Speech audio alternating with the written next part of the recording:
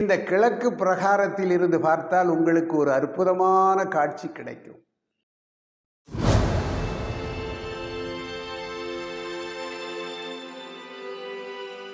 ஆன்மீக அன்பர்களுக்கும் நண்பர்களுக்கும் என் பணிவான வணக்கம். நான் உங்கள் சிங்கம்பட்டி மாடசாமி. சிங்கம்பட்டி மாடசாமி டிபிஎஸ் என்ற இந்த சேனலின் வாயிலாக ஆன்மீக அரிச்சுவடி என்கிற வகையில் இன்றைய இறைப்பதிவாக மீனாட்சி இன்ஃபோ 7 என்கிற வகையில் பொற்றாமரை குளத்தின் புதுமைகள் என்ற தலைப்பில் நான் உங்களோடு பேச வந்திருக்கிறேன். கடந்த பதிவில் இருட்டு மண்டபத்தை பார்த்தோம். அதனை தாண்டி வருகின்ற போது உங்களுடைய கண்களுக்கு கண்கொள்ளா காட்சியாக காண்பது பொற்றாமரை குளம். இந்த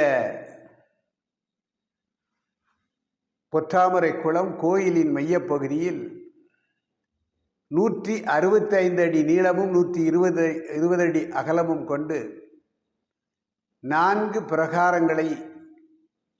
பிரகாரங்களில் தூண்களோடு பக்தர்கள் இறங்குகிற வகையில் படிக்கட்டுகளோடு அமைந்த ஒரு அற்புதமான ஒரு குளம் இந்த கோவிலுக்கு அழகுக்கு அழகு சேர்ப்பதாகும்.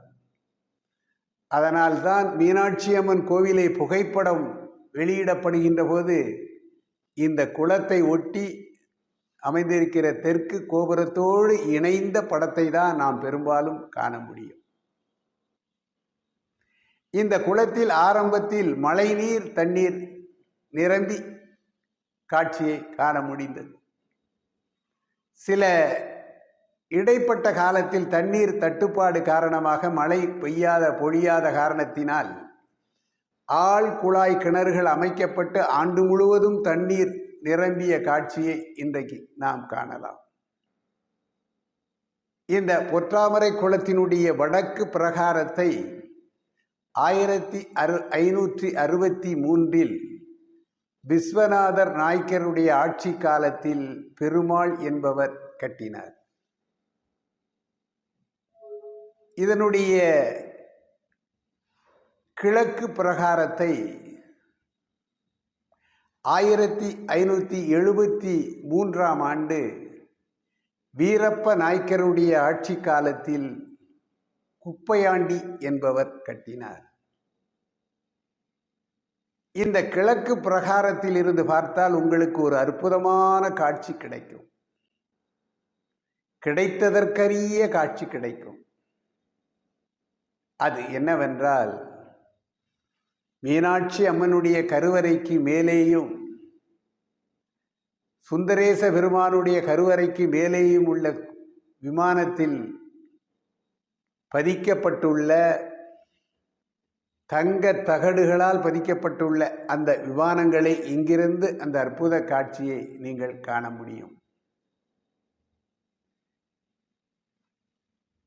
இந்த பொற்றாமரை குளத்தினுடைய தெற்கு பிரகாரத்தை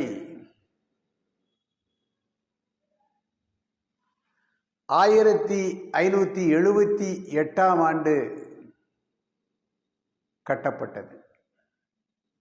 இதனை கட்டியவர் அப்பன் பிள்ளை என்பவர் ஆவார்.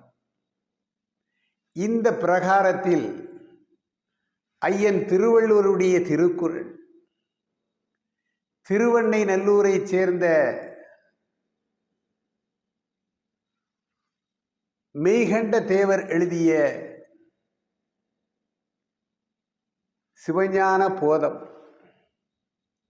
சைவ சித்தாந்தம் சக்தி வழிபாட்டிற்கு மையத்தை கொண்டது என்பதை விளக்குகிற அபிராமி பட்டர் எழுதிய அபிராமி அந்தாதி, மதுரையை பற்றி சைவ குரவர்கள் தேவாரத்தில் பாடிய வரிகள், இவைகள் அனைத்தும் இங்கே பொறிக்கப்பட்டுள்ளன. இதனை காசி மடத்தோடு தொடர்புடைய திருப்பனந்தாள் மடத்தினர் செய்துள்ளார்கள்.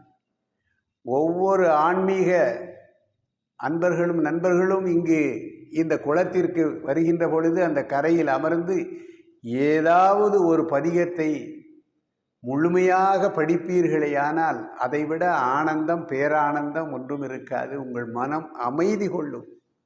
இந்த கோவிலுக்கு எந்த நோக்கத்தோடு வந்தீர்களோ அது நிறைவேறும். ஒவ்வொரு அன்பர்களும் இதை கண்டிப்பாக செய்யுங்கள். கோவிலை பற்றிய வரலாற்றை, அங்கிருக்கிற அமைப்பை தெரிந்து கொள்கின்ற போது அதனை நாம் அனுபவிக்க வேண்டும். அந்த ஆன்மீக ருசியை ரசிக்க வேண்டும். இந்த பொற்றாமரை குளம் சிவபெருமானோடு பல விதங்களில் தொடர்புடையது என்பதால் நான் அடுத்த பதிவில் பாவமும் சாபமும் நீக்கிய பொற்றாமரை குளம் என்ற தலைப்பில் நான் உங்களை சந்திக்கிறேன் என்று கூறி உங்களிடமிருந்து விடைபெறும் சிங்கம்பட்டி மாடசாமி.